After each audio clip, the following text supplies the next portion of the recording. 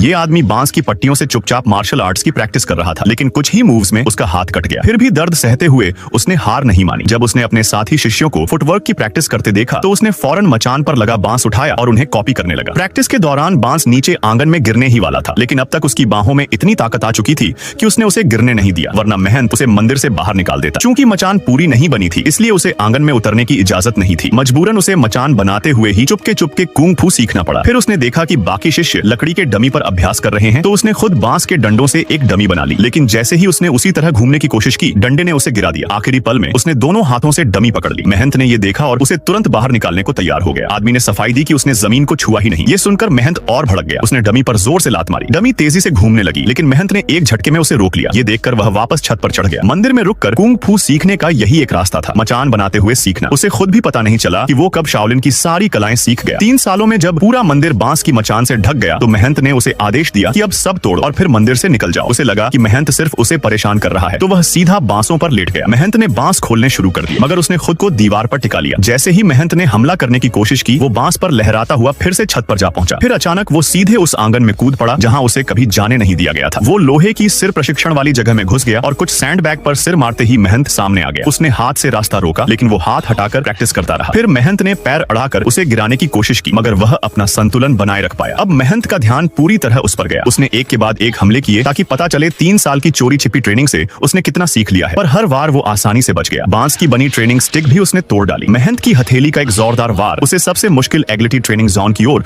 उछाल देता है, लेकिन वो वहां भी बड़ी आसानी से निकल जाता है। इतना सब होने के बावजूद महंत अब भी उसे भेजना चाहता था, क्योंकि उसका स्वभाव शाओलिन मंदिर के लिए उपयुक्त नहीं था। असल में महंत ने जानबूझकर उसे मचान बनाने का काम दिया था, ताकि वो बिना जाने ही कुंग फू सीख सके।